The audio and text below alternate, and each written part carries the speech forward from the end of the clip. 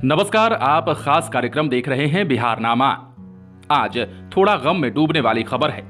दरअसल कोई भी ठोस कलेजा वाला क्यों ना हो, उसके जीवन में ऐसा पल जरूर आता है जब वो पब्लिक डोमेन में भी टूट जाता है। ऐसा ही पल बिहार के एक मुख्यमंत्री के जीवन में आया। वो कोई और नहीं बल्कि बिहार के मुख्यमंत्री नीतीश कुमार हैं। ये वाकया 2019 का है, जब मुख्यमंत्री नीतीश कुमार जदयू कार्यालय में आयोजित एक कार्यक्रम में फफक फफक कर रो पड़े थे। दरअसल ये वाकया है जॉर्ज फर्नांडिस के निधन का। 29 जनवरी 2019 को बिहार के बड़े समाजवादी नेता जॉर्ज फर्नांडिस का निधन हो गया था। दिल्ली में उनका निधन हुआ था। जॉर्ज फर्नांडिस के निधन से बिहार का पूरा सियासी गलियारा शोक की लहर में डूब गया था। उनके निधन से मुख्यमंत्री नीतीश कुमार बेहद दुखी हो गए थे। जॉर्ज फर्नांडिस के निधन पर बिहार में 2 दिनों के लिए राजकीय शोक की घोषणा की गई थी।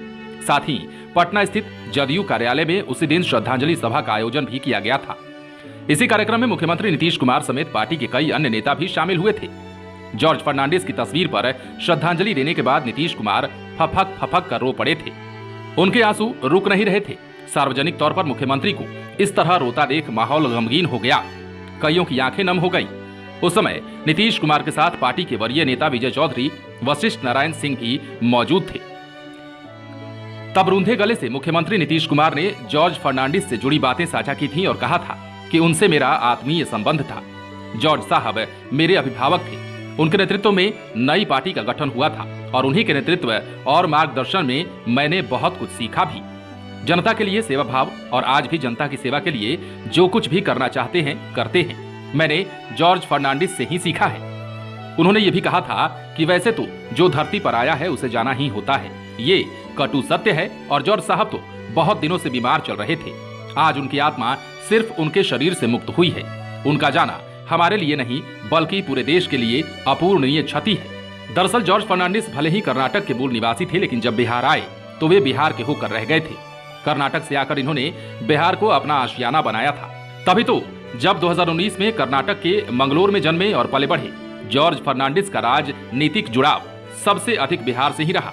यहाँ के लोगों ने भी उन्हें काफी प्यार और सम्मान दिया। यही कारण रहा कि इन्होंने पहला चुनाव बिहार में जेल में रहते हुए जीत लिया था। तब इन्होंने मुजफ्फरपुर लोकसभा क्षेत्र से 1977 में जनता पार्टी के टिकट पर चुनाव जीता था। इसके बाद से जॉर्ज साहब बिहार के ही होकर रह गए। बिहार के औद्योगिक विकास में इन्होंने अहम रोल निभाया था। जब देश में इमरजेंसी लगी थी तब बिहार में उसके खिलाफ जबरदस्त जेपी आंदोलन चल रहा था। इमरजेंसी के दौरान जॉर्ज फर्नांडिस को भी गिरफ्तार किया गया था। उन्हें तिहाड़ जेल में रखा गया था। खास बात यह कि जॉर्ज फर्नांडिस उस समय एक दिन भी प्रचार में नहीं गए। इसके बाद भी लगभग उन्होंने 3 लाख वोटों के अंतर से चुनाव जीत लिया। इस दौरान उनका एक ब्लैक एंड व्हाइट पोस्टर घर घर में छा गया था। उस पोस्टर पर फर्नांडिस के हाथों में हथकड़ी लगी हुई तस्वीर छपी थी। 1977 के बाद ये मुजफ्फरपुर से ही 1980, 1989, 1991 और 2004 में लोकसभा चुनाव जीते, जिसके बाद 1996 और 99 में ये नालंदा के सांसद बने। लालू यादव से संबंध खराब होने के बाद जॉर्ज फर्नांडिस ने 1994 में समता पार्टी का गठन किया था। बाद में समता पार्टी का जेडीयू में विलय हो गया। समता पार्टी से ही नीतीश कुमार जुड़े रहे।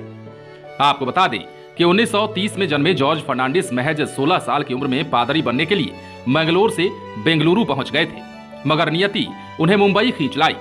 चर्च के पादरी तो नहीं बन सके, लेकिन ये मजदूरों के बीच रहते हुए ट्रेड यूनियन के आंदोलन के फादर जरूर बन गए थे। महज 19 साल की उम्र में ही जॉर्ज फर्नांडिस खुद को ट्रेड यूनियन आंदोलन में झोंक चुके थे। सड़क परिवहन और रेस्टोरेंट में काम करने वाले साथियों को इन्होंने इकट्ठा किया जो मालिकों के शोषण का सामना कर रहे थे। इस दौरान उन्होंने समुद्र तट से लेकर सड़कों पर खुले आसमान के नीचे रातें भी बिताई, मगर यही संघर्ष उनके भावी राजनीतिक जीवन की पाठशाला बन गई। यही वजह रही कि मुख्यमंत्री नीतीश कुमार ने उनके निधन पर दुख नहीं जताया बल्कि फफक फफक कर रोने भी लगे थे। खबरों में अन्य अपडेट्स के लिए आप बने रहें बिहार इन शॉर्ट्स के साथ।